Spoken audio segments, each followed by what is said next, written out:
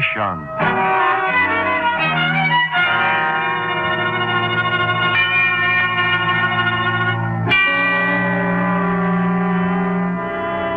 Schizophrenic.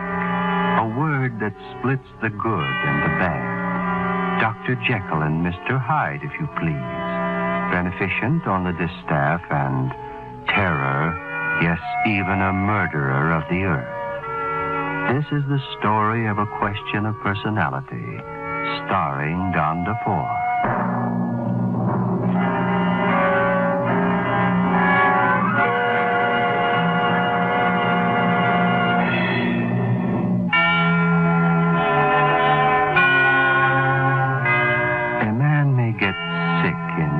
Different ways that sometimes leave no scar, at least not physical scars.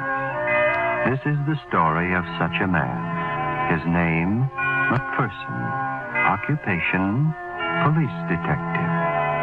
There is no breath that can exact the moment when his unusual story began. No writer to break his story down into numbered chapters. However, that moment when he stood before his doctor, tense, nervous, waiting to be dismissed from a rest home after what the doctors called neurasthenia, a nervous breakdown. That was the moment when the first germ was conceived of obsession. Well, McPherson, so you're all packed and ready to go, huh? That's right, Doc. Bags packed and everything tidied up, including my nervous breakdown. Now, McPherson, remember, we're not to think about that. We're all better now, huh? We're all better. Doc, your technique's much better than the night nurses. Well, from now on, no more detectives as patients. Oh, Too much criticism. Why, Doc, I was going to recommend you to all my friends in the force when they had their breakdown. Well, in that case, I reversed my decision. Well, Doc Kane, it's really been nice. Thank you, Mac. I wondered if you'd thought of that thing that was bothering you. Oh, of that? Sorry, no luck. You know, I really wish you'd stay here a few more weeks. Well, considering the fees, Doc, I don't blame you. Well, haven't you heard that old adage, charge them enough and they're bound to think you're good? Wish the police force worked on that principle. You complaining about being a detective? Why, I thought you were the man who ate fingerprints for lunch. Yeah, and we just about get paid off in licorice buttons and shoelaces. Well, if the bill is more than... No. I got the dough for it. But that ranch I've been wanting looks pretty far off. You'll get it. Yeah, maybe. Another year in the force would do it, I guess. Remember your promise, McPherson. Oh, yeah. Detective work is out. But why? Because you broke down and had to come here when your wife died? Okay. Well, she's dead. A part of me died with her. But that's over. I'm better now. The rest of me has got to keep living. You see, I'm a detective. It's all I've got. McPherson, detective work is out. But why? Because of that vague feeling you still have. That feeling of having done something wrong. The psychiatrist speaks. That's what I get for spilling my dreams on that couch of yours. That's what you get for being the great detective. Well, should I be modest and say nothing or tell you I don't know what the devil you're talking about? All right, McPherson. Why do you think you're a great detective? I outthink him. Any of those two-bit crooks. What do you mean, outthink? Outthink? How? I outthink them. It's simple. I put myself in their place and figure out what any criminal would do. Even a criminal like LaGrosso? How do you know about him? The couch is my detective. The couch and your dreams. I've learned a lot about him. Like to hear it? Well, so what if you have? Half the boys in the force are bored hearing me talk about him. LaGrosso, Peter LaGrosso, 1612 to 1667. One of the most famous crooked operators in history. Murdered, stole, poisoned, tortured, kidnapped, blackmailed. Mm-hmm. Embezzled from the age of 10 on. Name it and he did it. I know more about him than any professor of history. Probably more than anyone in the world. He hated his father. He had a scar on his thumb received by climbing a wall with broken glass on top of it. He had even... Person. Huh? Why is he always on your mind? Why, he's not. Even in your dreams? Well, why shouldn't he be? He's my hobby. He's my relaxation. He's more than that. All right. made me, he's made me a good detective. I know his every thought. I can put myself in his place and figure out what he'd do any time, any place. And it was putting myself in his place that taught me how to outthink those cheap little mugs who commit crimes without brains to get away with it. It was putting yourself in LaGrosso's place that put you here. Oh, Doc, you'd better stay away from that couch. Good technique, McPherson. Nothing like a joke to stop someone from telling the truth, huh? Talk, go ahead.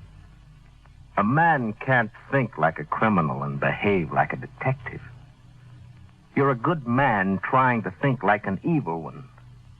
And the conflict will twist your brain in half. Two entirely different halves that fight each other.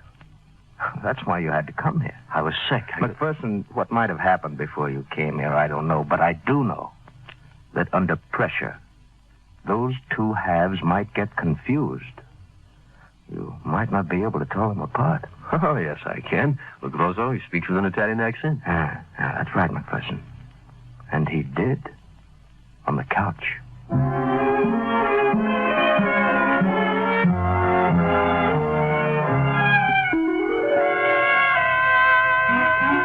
Don't go back to the police force, the doc said. Remember, there are things you don't even remember. So you stand it as long as you can. Living in a hotel room, staring out at the empty brick walls of the city, going down to the hotel lobby and talking to the same people who are just as bored as you are, reading the same papers every day, even to the advice of the lovelorn column, and thinking so much of a little ranch you want that you can't stand it anymore. And finally you write to the one man who can make it all possible. And then almost hold your breath till he sends for you. Hello, McPherson. Come in. What's the matter, Chief? Servant quit while you were away? No, I sent him out. Wanted to talk to you alone. Oh? Well, it was nice of you to see me here at your apartment. Was it? Well, wasn't it? That depends. On what? Whether you think that my refusing your request to come back on the force is pleasant. Refusing my Well, why? Because I'd like to give you a break, but not at my expense. Well, you're talking in riddles. You better come to the point. I was away when you were mixed up in the Stewart case. You're forgetting it, ain't you? The Stewart case? Your mouth is open. Shut it. Look, I wasn't on the ball that night. I was sick. My wife dying. The boys must have told you I was framed. Now, that's a new story. I heard different. You were left to guard that jewelry. And I did. Except one of the servants heard some guy with an accent talking in the room with you. I tell you, whoever the guy was must have sapped me. It knocked me out. I woke up and my head was splitting. Yeah. And later, your buddy slipped the stuff to you, and we found it where you hid it in your home. Look, Chief, I tell you, I'm clean. Maybe the DA was sucker enough to let you clear on account of your wife and needing dough. But I'm not going to have anyone on the force. Look, I swear I don't know what happened except I didn't do it. Look, please, Bill, give me a break. Just give me one more year. Oh, cut it. Don't weep on my shoulder. Blue third stains. Thanks. I suppose you told them this down at the force. No, as a matter of fact, they all expect you to report back. But that isn't the way it's going to be. No. No? That isn't the way it's going to be. I run a police force, not the Salvation Army. And one more thing. What? Cut my throat? Do what you please about that, but stay out of the private eye business. What should I do for a living? Shine shoes? You better not. The way I feel now, I might have my boys run you in. Who do you think you are? Some almighty saying to himself, now I'll wipe a fly off the earth? Make it scum, and you're right. Well, I'm no scum, and you're no... Get back. You're breathing in my face. Now, get up and get out of here before I push you through that wall. You're pushing me, LaGrosso. Get out. Answer me. Get out, you bum, you and your phony accent. Don't touch me. Put that gun back, McPherson, or I'll... One more.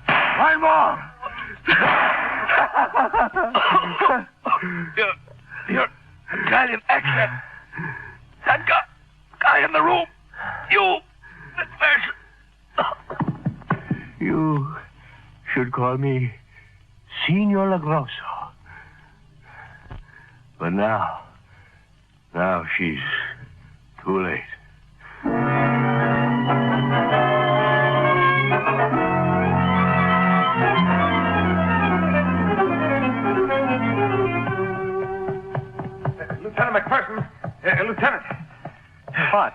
want me? Lieutenant McPherson, I'm glad you're back with us. I guess you heard what happened. No, I haven't. I had a splitting headache last night.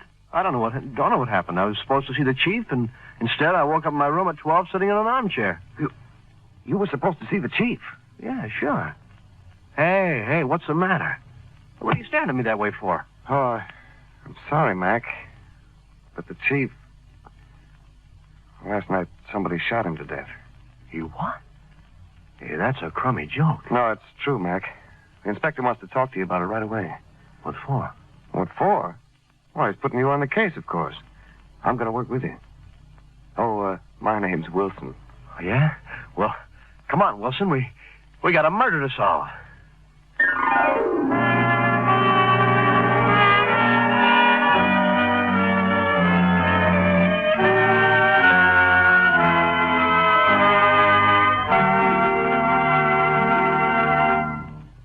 A murder to solve? Well, what are you waiting for, Wilson? Could it be there are several latent suspicions kicking around in your mind regarding Mac? Could it be that you have a vague idea as to his double personality in the frame of schizophrenic, and realize somewhat of his strange obsession?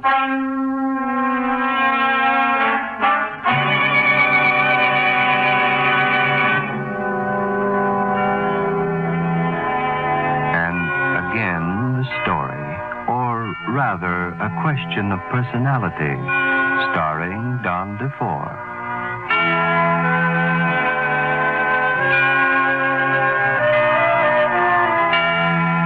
The Mr. Hyde of Dr. Jekyll's personality shot and killed his own chief during a strange and violent rage. Afterwards, his mind was that of a blackboard eraser, and he wandered about aimlessly, pondering the warning and lackluster words of a psychiatrist who had talked of that knifeless separation of schizophrenic, split personality, one half good, the other bad. That morning, reporting back to duty, McPherson countered the shock of being assigned to a case of schizophrenic murder. And as he stood once more in the apartment, the red of the murdered man's blood became the hypo to complete the terrible and murderous obsession.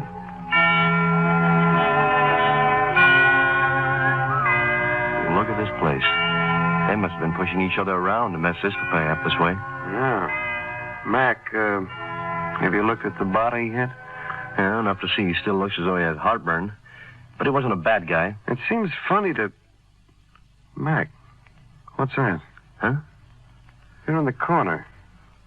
A badge. Hey, Mac, it's a detective badge. Well, that puts you at the head of the class. 302. Hey, that's my number. Well, here's your badge. Well, I must have dropped it while I was looking around. You weren't in that corner, Mac. You're crazy. Why? Pardon me, sir, but the policeman outside said you wanted to see me. Oh, yeah. Are you Eddie, the houseboy who found the body? Yes, sir. I'll take it, Wilson. Eddie, tell me, do you remember hearing anything that might have come from this apartment? Well, I was working a party upstairs, so I had to go by the door a couple of times. Yes, sir. I heard him talking with a man with a funny voice. Well, what was funny about the voice? Well, I don't know exactly, sir. It was kind of like an Italian accent. Oh. Okay, Eddie, you can go, but wait around outside the door, will you? Yes, sir, I'll be around. I work here.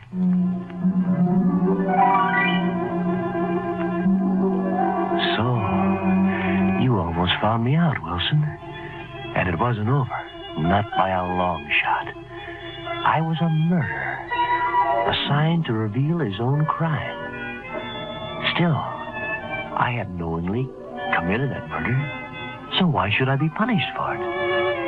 I went on pretending to do my job, looking for the killer everywhere, or just about everywhere. But day by day, I knew my partner was growing more and more impatient. I knew that pretty soon he'd start wondering about things. Maybe mention finding my badge to the inspector. I decided there was only one thing to do. I went over to see Jocko Martin at his nightclub. Hello, Martin. Well, Flatfoot McPherson. Knew you'd be glad to see me. Been quite a while. Has it? I don't miss cops. What do you want, Mac? Not much. Just want to get one of your boys from work. Huh? Come out of the closet. You're talking in the dark. Listen, Mug, I made a mistake. And you're going to fix it so I can go on like it didn't happen. Otherwise, well, I know enough to fix Oh, you. no. You're not going to make me jump and squirm. Okay, Marty. But you will when they put a rope around your neck. So long. Hey, wait a minute, Mac. Who's it got? His name is Wilson. And I can send him any place you say. Okay, Mac. Make it that empty warehouse out on 96th Street at 10 o'clock sharp.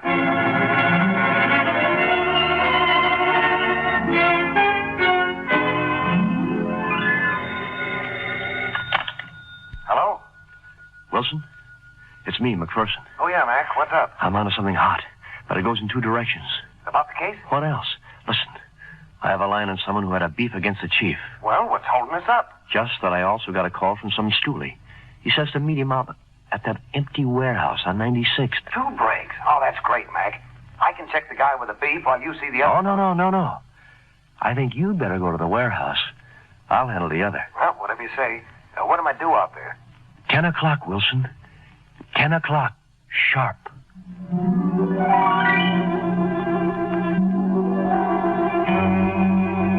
o'clock, I said. And at 10 o'clock, as the door to that darkness opened, I would be at home with no less than a police inspector as my alibi. Everything was ready. At 8, the inspector was due.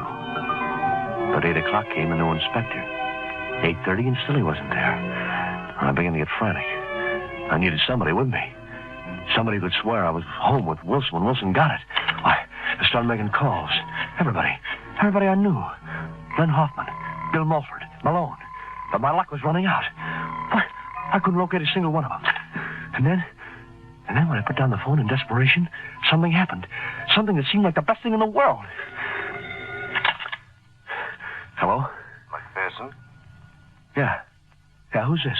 Dr. Kane. I'm down in the lobby. I was just wondering if I could run up and see you for a few minutes. Kane? And Dr. Kane? Yeah. Hey, that's wonderful. Yeah, of course. Come on up.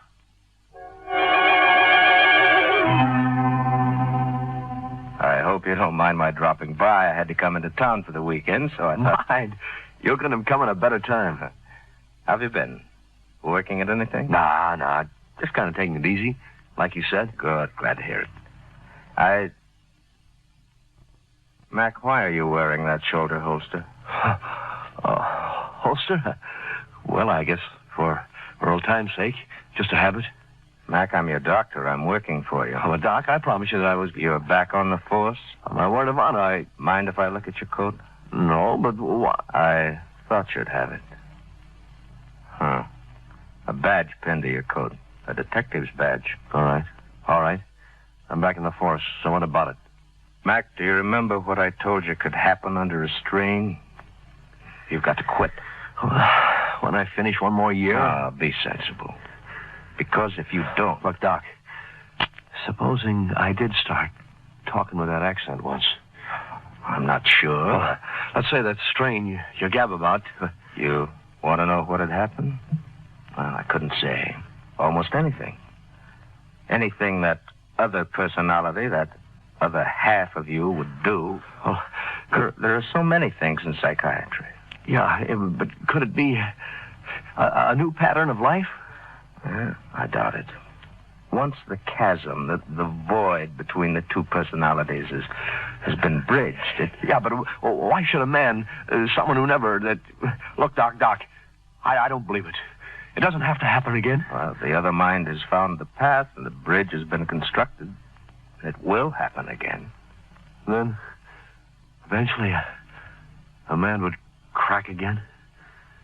End up in that place of yours with stone wall around it. That could happen. Or the other personality could become dominant. The conscious one. Me. McPherson. Not a guy with an Italian accent? I believe that if the other mind was strong enough to subdue yours once or twice... It would do it again and again? Yeah. And I'd spend the rest of my life hunted, hiding, never a second when I'm not looking behind me? Mac, I don't mean to upset you this way. Nothing's happened after all. I still don't hear any trace of an Italian accent. There's no way back. What? I guess I wanted that little ranch too much.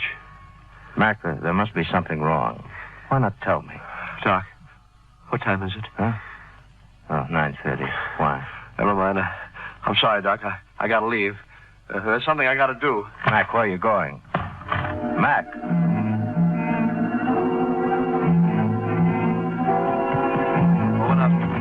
Open up.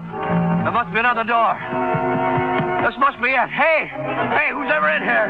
You that's supposed to meet Wilson. I'm going to tell you, it's all off. It's all off. Oh.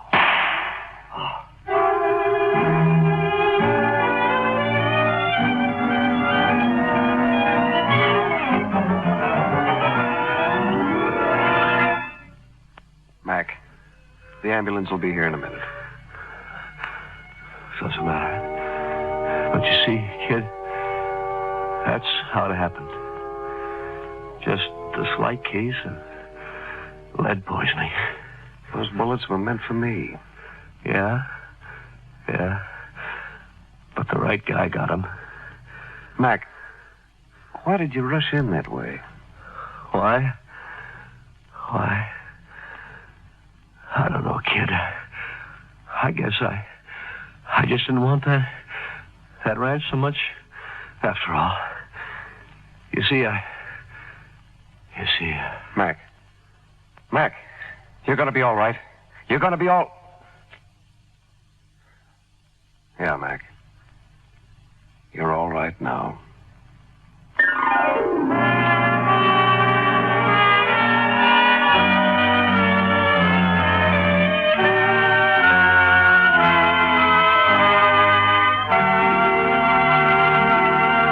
You have been listening to Obsession.